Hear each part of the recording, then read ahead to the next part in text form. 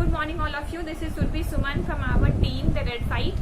हमने क्लास 8 के previous lecture में हमने रिप्रोडक्शन इन ऑर्गेनिज्म स्टार्ट किया था। हमने सेक्सुअल रिप्रोडक्शन, एसेक्सुअल रिप्रोडक्शन देखा था।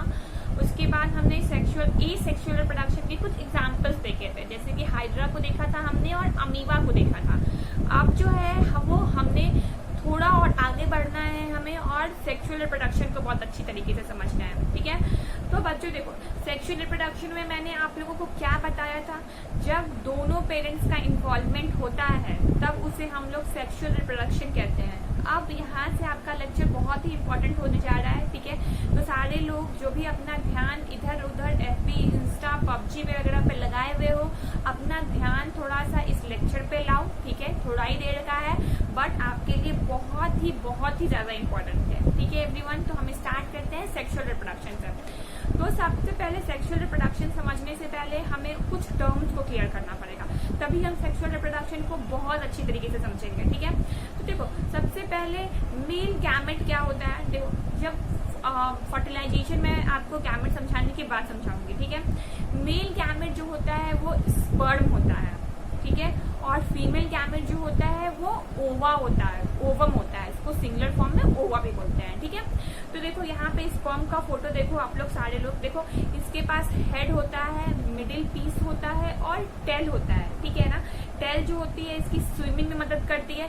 हेड जो होता है वो पेनिट्रेशन में मदद करता है। पेनिट्रेशन का हिंदी होता है किसी भी चीज में अगर छेद करते हो, ठीक है ना, तो उसे हम लोग बोलते हैं पेनिट्रेशन। अब मैं बताऊंगी आगे कि इसका पेनिट्रेशन कहाँ होता है। ठीक है, बट अभी बस इतना ही समझो। इस फिगर को बहुत अच्छी तरीके से देखो आप लोग। ठीक है, इस फिगर को आप लोग देख रहे हो, हेड है, मिडिल पीस है एंड टेल है इसके पास। ठीक है, that's the figure of sperm. Male का जो गैमेट है स्पर्म, उसका ये फिगर है। अब जो हम थोड़ा आगे बढ़ते हैं और फीमेल के बारे में बात करते हैं। फीमेल जो होगा उसका जो गैमेट होगा उसे हम लोग ओवम बोलते हैं। ठीक है, और उसको सिंगुलर फॉर्म में ओवा भी बोलते हैं। उसकी भी फोटो यहाँ पे देखो। ठीक है, दिख रहा है यहाँ पे। अब देखो, जो मैंने वहां पे आपको बताया था, स्पर्म की जो हेड होती है वो पेनिट्रेशन में मदद करती है। पेनिट्रेशन में किसकी मदद करती है, वही स्पर्म जो होता है ये ओवम के पास आके फ्यूज करता है। इट मीन्स इसको पेनिट्रेट करता है और इसके अंदर जाता है। ठीक है ना, इसीलिए मैंने वहां पे बताया था ना कि वो पेनिट्रेशन में मदद करता है। ठीक है, और अब जो होता है, अब देखो यहाँ तक तो समझ में आ गया। मेल गैमेट क्या हो गया, मेल गैमेट जो हो गया वो क्या हो गया, स्पर्म हो गया, और फीमेल जो हो गया वो ओवम हो गया। अब ध्यान से सुनना, फर्टिलाइजेशन क्या होता है, जब fusion of both the gamete होता है। ठीक है ना, यहाँ पे भी मैंने फिगर ऐड किया, पर ध्यान से देखो, मैंने आप लोगों के लिए ये सारे स्लाइड्स पे मैंने फिगर ऐड किया है कि आपके दिमाग में बहुत अच्छी तरीके से जाए। ठीक है ना, इसमें बच्चों का इंटरेस्ट है। मैं देख रही हूँ, मैं सिर्फ ऐसे बोल के पढ़ाती हूँ तो बच्चे इंटरेस्ट अपना नहीं दिखाते, इसलिए मैंने कोशिश किया है अपने सेशन को थोड़ा और इफेक्टिव बनाने के लिए। मैंने ये सारे फिगर्स जो है वो मैंने यहाँ पे ऐड किए हैं ताकि आपका आपका इंटरेस्ट बने। ठीक है ना एवरीवन, तो प्लीज मैं जहाँ आप लोगों के लिए इतना मेहनत कर रही हूँ, थोड़ा सा आप लोग भी मेहनत करो और पढ़ लो। ठीक है, अब देखो फर्टिलाइजेशन क्या होता है, जब fusion of both the gamete होता है। इट मीन्स कि अगर मेल गैमेट आए और फीमेल गैमेट आए और दोनों फ्यूज कर जाए और तभी जाइगोट का फॉर्मेशन होता है। तो जब ये दोनों का फ्यूजन होता है, दैट्स द फर्टिलाइजेशन, उसे फर्टिलाइजेशन कहते हैं। तो अगर कोई फर्टिलाइजेशन पूछे कि फर्टिलाइजेशन बताओ क्या होता है, तो फर्टिलाइजेशन में आपको यही बताना है, fusion of male and the female gamete and the formation of zygote occurs, then this is known as fertilization. उसे हम लोग फर्टिलाइजेशन कहते हैं। फिर से एक बार, मेल गैमेट आया और फीमेल गैमेट आया और दोनों एक दूसरे में फ्यूज कर दिया और जाइगोट का यानी कि ऑफ स्प्रिंग का फॉर्मेशन होगा, तो उसे हम लोग बोलेंगे फर्टिलाइजेशन। एवरीवन क्लियर है? हमने अभी तक क्या देखा, हमने मेल गैमेट के बारे में देखा और हमने फीमेल गैमेट के बारे में देखा, हमने फर्टिलाइजेशन देखा। अब फर्टिलाइजेशन जो होता है वो दो तरीकों से हो सकता है। दो तरीकों से होने का मतलब, it means it may be internal और इट मे बी एक्सटर्नल। ठीक है ना, अब ध्यान से सुनो, एक्सटर्नल और इंटरनल का मतलब क्या होता है। जब फर्टिलाइजेशन जो होगा वो बॉडी के अंदर होगा, दैट्स द इंटरनल फर्टिलाइजेशन, उसे हम लोग इंटरनल फर्टिलाइजेशन कहेंगे। बट अगर आउटसाइड द बॉडी होता है fertilization, that's the external fertilization, वो एक्सटर्नल फर्टिलाइजेशन कहलाएगा। समझ में आया एवरीवन?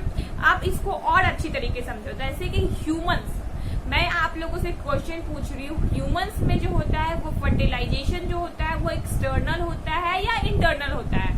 सोचो, ह्यूमंस में जो फर्टिलाइजेशन होता है वो इंटरनल होता है। ठीक है, समझ में आया?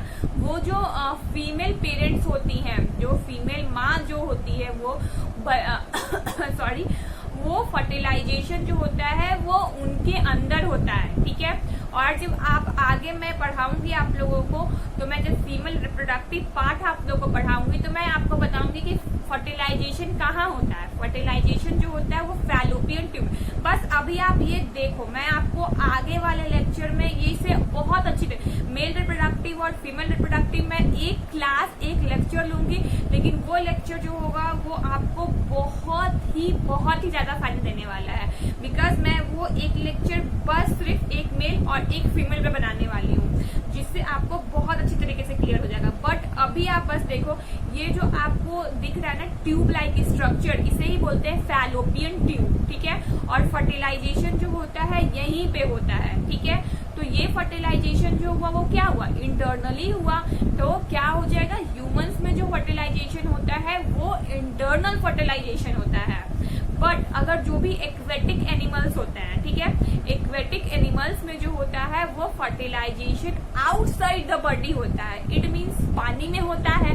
पानी में एक्वेटिक है तो पानी में ही फर्टिलाइजेशन होगा। तो फर्टिलाइजेशन जब आउटसाइड द बॉडी होता है तो उसे हम लोग बोलते हैं एक्सटर्नल फर्टिलाइजेशन। देखो, पानी में फर्टिलाइजेशन कैसे होता है? कोई भी अगर कोई भी मेल एनिमल है, ठीक है, वो अपना स्पर्म, और कोई भी फीमेल एनिमल है तो वो अपना ओवम रिलीज करती है पानी में और द फ्यूजन हो जाता है। ठीक है, तो जो वहां पे फर्टिलाइजेशन हुआ वो क्या हो रहा है? वो पानी में हो रहा है, बॉडी के अंदर तो नहीं हो रहा है। ठीक है, जब बॉडी के अंदर होता है तब इंटरनल कहते हैं, लेकिन यहाँ पे क्या हो रहा है? बॉडी के बाहर हो रहा है, तो क्या होगा? External fertilization. ठीक है, आप लोग को ये डिफरेंसेस बिल्कुल आ सकता है बच्चों। फिर what is the differences between internal fertilization and external fertilization? ठीक है, ये हमेशा याद रखना।